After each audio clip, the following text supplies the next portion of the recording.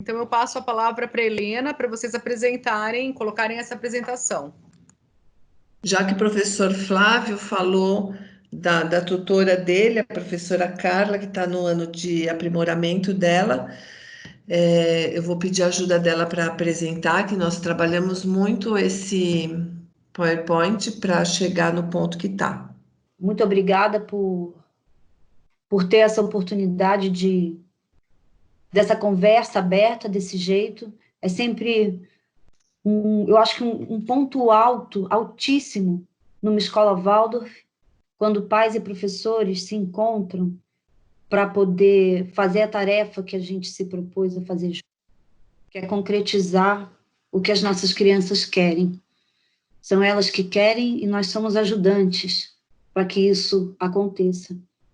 E é sempre um motivo de enorme alegria, independente do que nos empurra para fazer isso. Às vezes fazemos isso como um acordo, às vezes somos empurrados, como tudo na vida, né? Então, eu vou apresentar aqui para vocês, com a ajuda dos professores, o que nós acordamos depois dessas semanas de trabalho com os professores de classe, com os professores de matéria do ensino fundamental, né, com esses acertos e erros, onde nós fomos vendo que as crianças estavam sendo mais atendidas dentro do que é algo que permita, na excepcionalidade que nós estamos vivendo, que permita um fluxo de saúde para as crianças. A professora Helena já falou da rotina, né? A rotina é a base cotidiana que todos têm. Eu tenho certeza que todos os professores deram orientações para as famílias de como uma rotina cotidiana pode ser mais saudável, intercalando atividades de contração e expansão, envolvendo as crianças nas atividades da casa.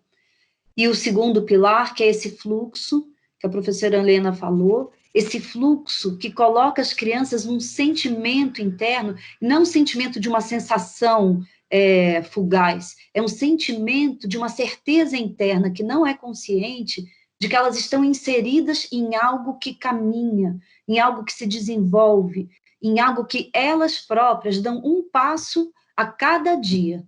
E isso, quando se instala, traz uma alegria interna para as crianças, porque todo mundo gosta de aprender, e as crianças mais do que todos. A dinâmica de trabalho com as crianças, tendo os pais como mediadores. O professor Flávio já falou, o trabalho numa escola Waldorf, principalmente com os menores, no ensino médio se modifica um pouco, depende de um eu da classe. Esse eu da classe é o eu do professor, da jardineira, do jardineiro, da professora ou do professor de classe, e os professores de matéria apoiando e contribuindo nessa tarefa. Nesse momento, gente, o eu do professor não está presente diante das crianças. Não é por um vídeo, por um áudio, que esse eu se fará presente.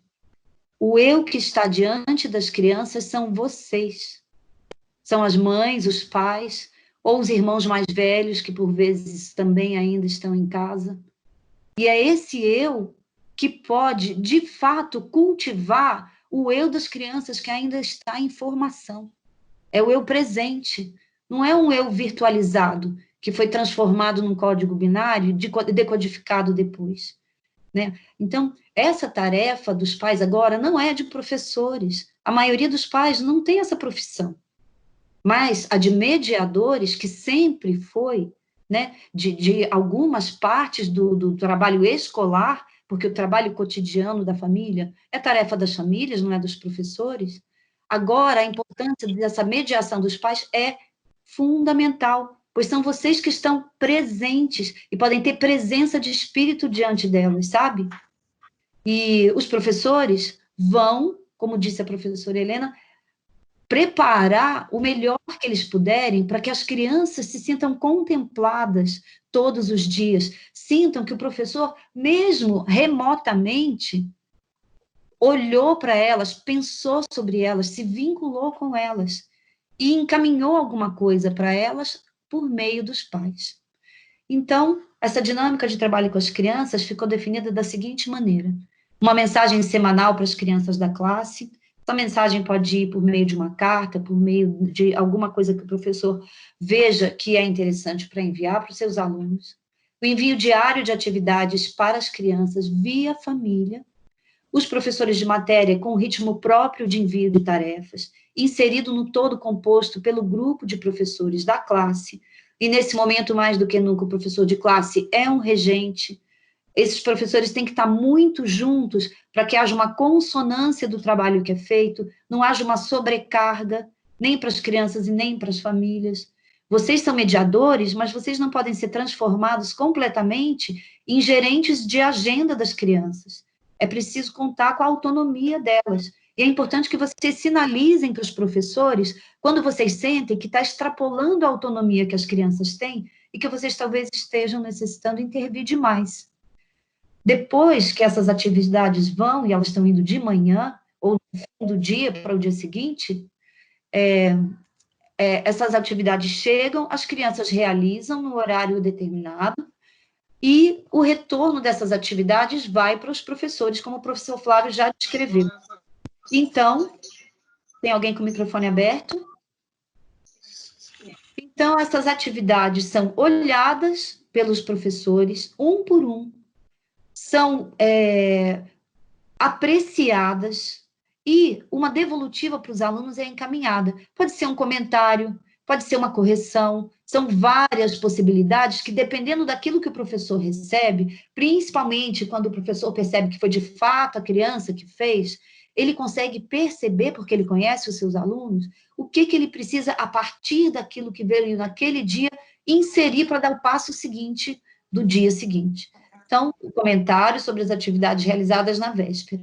Os professores de matéria, dependendo da especificidade, também vão encaminhar algum comentário de volta para as famílias. E, gente, como disse o Flávio, nessa devolutiva vivem as sementes que as crianças trazem aos professores para a elaboração das atividades do dia seguinte. Elas são muito importantes. Inserir esses elementos, tem uma coisa aqui na frente, fica difícil para eu ler. Inserir elementos devolvidos ou trazidos advindos da devolutiva das crianças no planejamento da atividade seguinte. Trabalho vivificado pela contribuição das crianças. Isso. E então, os professores definiram que cada dia vão ligar para um grupo de crianças, de uma maneira ritmada também, né? Ritmo é algo que é importante que todos procuremos manter, porque é o que garante saúde, né? Além disso, os professores, quando recebem a devolutiva das crianças, eles percebem, puxa vida, o João, isso aqui, eu acho que vale a pena dar um telefonema para o João. Isso já está acontecendo em muitas classes. Então, não só aqueles alunos que recebem, por exemplo, algumas classes os professores estão ligando no dia do poema individual da criança, além desses que estão no seu planejamento para ligar, pode ser que ele perceba que precisa ligar para mais alguém. Além disso, as crianças que têm alguma dificuldade, os pais sentem que é importante, podem telefonar para os professores, num horário definido, porque os professores, gente, eu sou testemunha, eu estou acompanhando muitos professores, eles estão trabalhando, no mínimo, dobrado, se não triplicado do que eles trabalhavam antes. Eles ficam o dia inteiro preparando e corrigindo, fazendo essas devolutivas, além de participar de muito mais reuniões do que participam. E essa ligação telefônica individual por semana, que eu já mencionei antes. Esse envio diário de tarefas permite que as crianças se sintam consideradas e tocadas diariamente por esses professores. E temos já relatos em várias classes de pais falando da devolutiva das crianças, de como o olho brilha quando recebem algo do professor. O envio diário de tarefas sobrecarrega menos a rotina das famílias, porque se uma tarefa vai por semana, é o pai que vai ter que ajudar a manejar a agenda daquela semana, o que é para segunda, o que é para terça. Se vai todo dia, isso já entra na rotina da casa. E sabe que naquele horário chegou, entrega para o filho faz atividade. Então, nós entendemos que isso é o que sobrecarrega menos a rotina das famílias, algo que vá diariamente, pequenas gotas. evitando tornar os pais gestores da agenda escolar. A quantidade de atividades a realizar diariamente tem a função de garantir o sentimento dos alunos de um fluxo significativo de aprendizagem, passo a passo. Aquela alegria que eu mencionei, de que hoje eu dei mais um passo, hoje eu dei mais uma pequena coisa. Algo, como é feito na escola, é impossível. As escolas que trabalham, que não são Waldorf, estão tendo muita dificuldade de manter algo que tenha qualidade e quanto mais sanidade. A gente vê diariamente nas mídias todas e nos jornais um monte de artigos falando sobre essa transposição da escola para dentro de casa e como está sendo absolutamente desgastante para as crianças e para as famílias e para os professores. A nossa proposta numa escola Waldorf, gente, não tem o conteúdo nem como começo e nem como meta. O conteúdo ele é um veículo para algo muito mais profundo que acontece.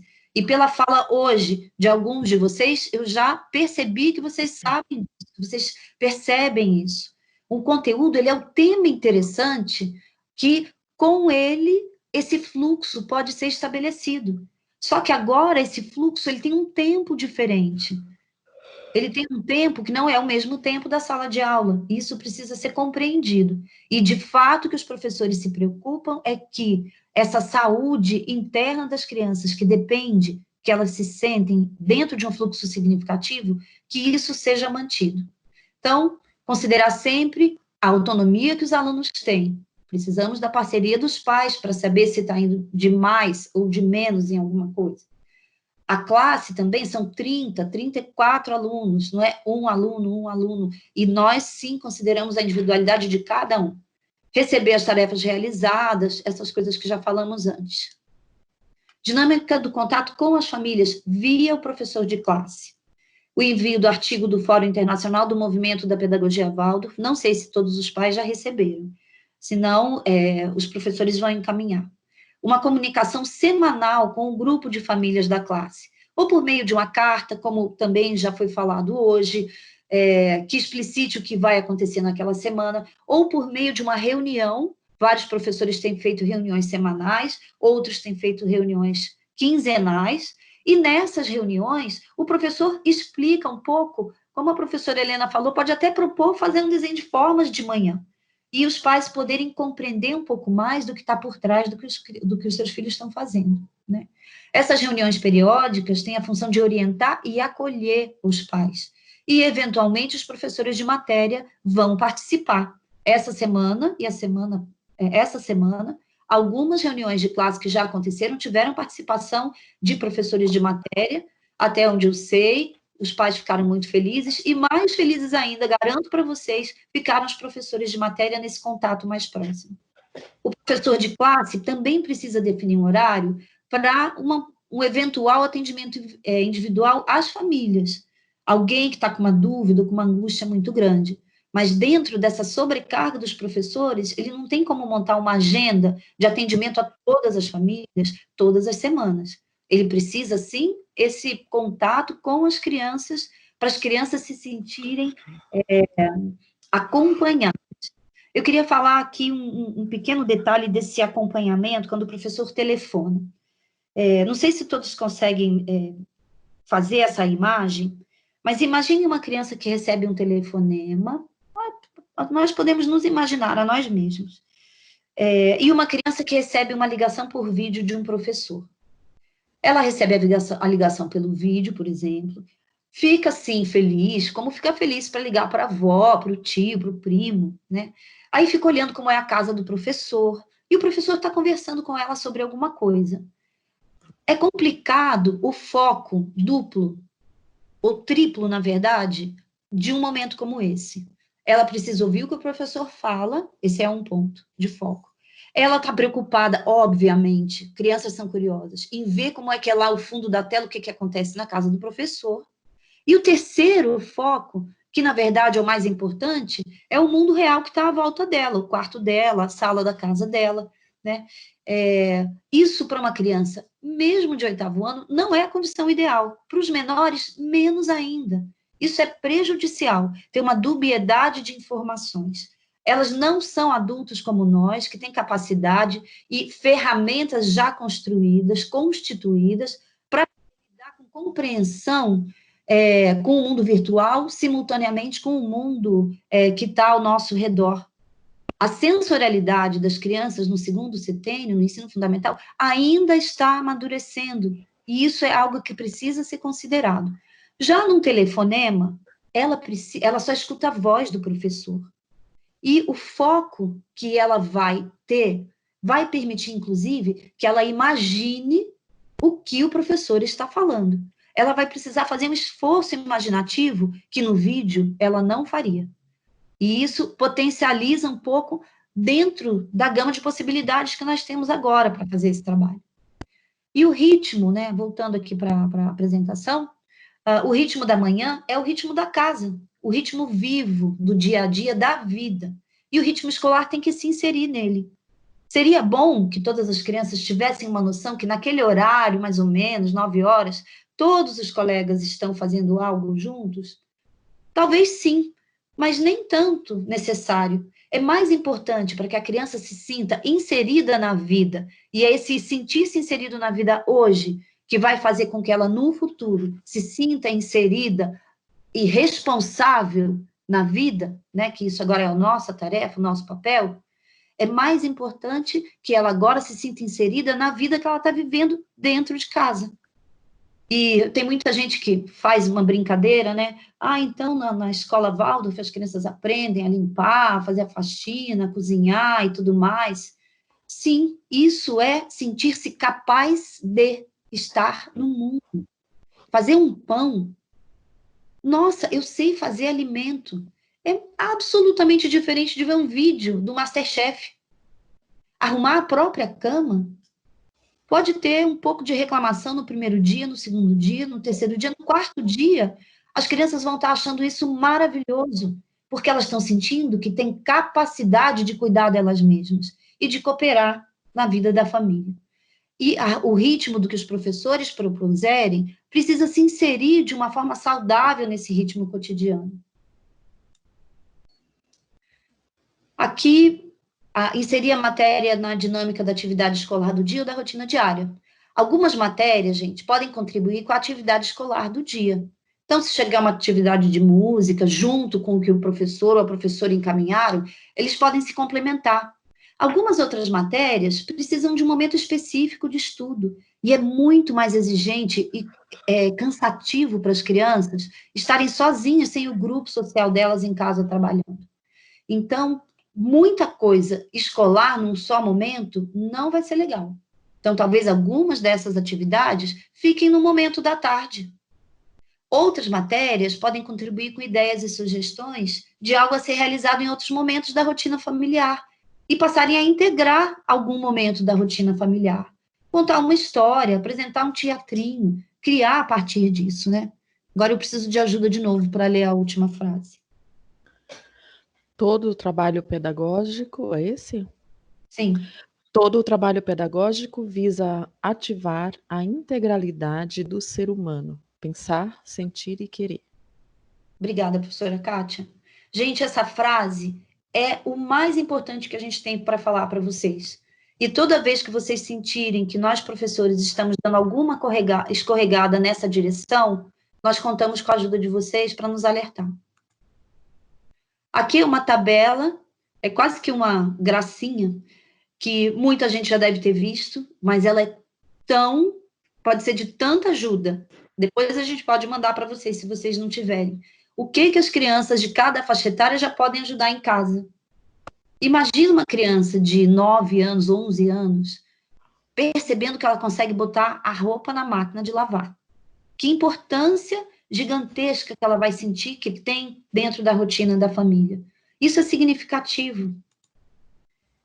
E aqui são as ferramentas do professor Waldorf que nós pensamos que valeria a pena compartilhar com vocês.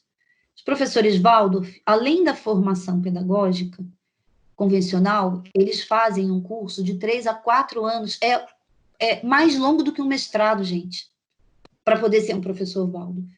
E nisso eles estudam e conhecem a antropologia da criança, ou seja, as especificidades da criança em cada faixa etária.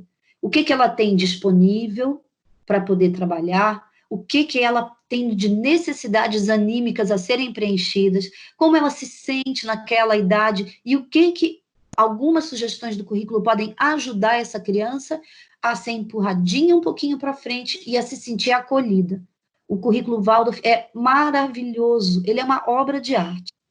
Trabalhamos com a constituição humana, que é o corpo físico, etérico, astral e o eu, e isso os professores das classes dos seus filhos podem se aprofundar nisso. Uma das bases do nosso trabalho é o organismo sensorial, já falei disso anteriormente. Temos o ritmo como elemento fundamental do processo de ensino-aprendizagem, que é vivo e pulsa em contração e expansão. Inclui o sono, porque é no sono que a criança cresce, é no sono que os adultos crescem mais para o lado, né? As crianças crescem em todas as direções, mas os adultos também é no sono que cresce o aprendizado.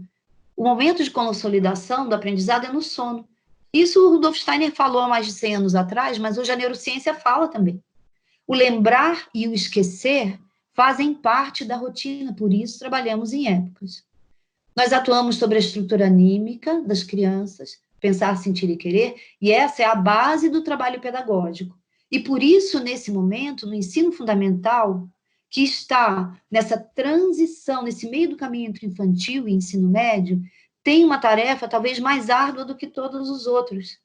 Eles têm a tarefa de ver como lidar com o pensar, o sentir e o querer de uma maneira que não seja intelectualizante e desvitalizante, de uma maneira que seja significativa e que nesse período, enquanto estivermos de quarentena, repertórios possam ser ativados para serem colhidos quando nós voltarmos às salas de aula. E repertórios bem cultivados, de uma forma viva, vão ter um resultado maravilhoso lá na frente. Eu fico brincando com os colegas que estamos de quarentena física, distanciamento social, mas o corpo etérico, ele não está de quarentena, ele continua atuando, e é nele que o aprendizado se baseia. Preciso de alguém que leia a próxima frase. Temos um currículo cujo objetivo é apoiar o desenvolvimento da integralidade humana. Obrigada, Kátia. E nossa atuação é, antes de tudo, pedagógica. E pedagógico numa escola Waldorf é visar o desenvolvimento das crianças e não apenas o conteúdo. Vou repetir, porque sempre vale a pena. O conteúdo não é começo e não é objetivo. O conteúdo é veículo. O objetivo é o desenvolvimento saudável de crianças fortalecidas no seu ser. E aqui, vou pedir que a professora Helena conte um pouquinho. Muito bem. Esse aí eu recebi, acho que na segunda semana, quando você ainda está bem na incerteza de tudo que está acontecendo. Segundo ano, eles estudam sobre o tempo. Então, eles vivem o tempo, não é que eles estudam e aí vão saber. Não, eles começam a mergulhar nesse ambiente, né? A pedagogia tem um currículo muito rico para isso. E os pais, eles mandam das 10 ao meio-dia as mensagens, mas essa veio à noite e aí eu abri. E estava lá, cavalo a galopar e o sol a raiar, e as estrelas a brilhar. Ocupa a lua e Deus cuida do mundo. Ela queria me dar boa noite assim. Aí eu falei, ufa, tem alguém cuidando do mundo, né? Foi um alento, aquilo que o Flávio falou, esse retorno que faz a gente também ficar com uma riqueza muito grande interior. E eu estou vendo aqui um comentário, gente, do Beto, né? Falando essa questão do primeiro ano. O primeiro ano, eu acho que de toda a escola, Beto, foi o que foi pego mais de calça curta. A tarefa principal do primeiro ano, mais do que alfabetizar, é formar um grupo. E esse grupo, na verdade, são vários grupos. O grupo do meio, o coração do grupo, é o grupo das crianças, que o professor passa um ano inteiro trabalhando, formando esse coração, que é o grupo das crianças. Em torno desse grupo, tem o grupo das famílias, que precisam se constituir enquanto grupo também. São famílias que vão conviver, se Deus quiser, por 12 anos no mínimo, porque pelas nossas notícias, eles convivem para o resto da vida. E tem o grupo também dentro da escola dos próprios professores daquela classe, que mesmo que se conheçam há 20 anos, é a primeira vez que eles se reúnem em torno daquele grupo que é único de crianças. E eles foram pegos com 1 mês e meio de aula apenas, dentro dessa tarefa de formar o grupo. Então, de fato, tanto os professores quanto os pais do primeiro ano serão provavelmente os mais exigidos. Digo isso para vocês. Penso aqui e falo sem pedir licença para a coordenação, talvez não apenas esse trabalho semanal de acompanhamento dos professores com os pais de primeiro ano e tudo mais seja importante, mas talvez seja o caso de pensarmos pequenos, não sei se fóruns ou webinars, ou essas coisas que são possíveis, da maneira como nós estamos fazendo agora, que conseguem comportar, dependendo da plataforma, de 100 a 500 pessoas, alguns momentos desse com todos os pais do primeiro ano, para podermos falar de uma maneira mais abrangente, os pais de fato compreenderem do que se trata esse trabalho que está acontecendo ali, que por um lado é tão simples, né? São só letras e números. Vocês sabem qual é o conteúdo, o conteúdo-chave do primeiro ano? Nós podemos dizer que o conteúdo-chave, por exemplo, do segundo ano, é o tempo e a polaridade entre céu e terra. Nós podemos dizer que o conteúdo-chave do terceiro ano é tudo aquilo que gira em torno do apoio ao momento do Rubicão. Mas o conteúdo do primeiro ano é simplesmente o universo inteiro. É muito grande. E talvez valesse a pena, com esse distanciamento que nós estamos vivenciando, e vamos ter a certeza de que não é à toa, quantas coisas nós não estamos aprendendo de nós mesmos, sobre as nossas famílias e sobre o mundo nesse momento, não é? Então, talvez seja uma ideia interessante fazer algo além só do trabalho das classes com essas turmas de primeiro ano. Eu queria fechar a minha fala com um pensamento. Todos certamente já ouviram falar que cada setênio, dentro da visão da antroposofia, tem uma pequena frase que define o que vive ali. O primeiro setênio, o mundo é bom. O segundo setênio, o mundo é belo. E o terceiro setênio, o mundo é verdadeiro.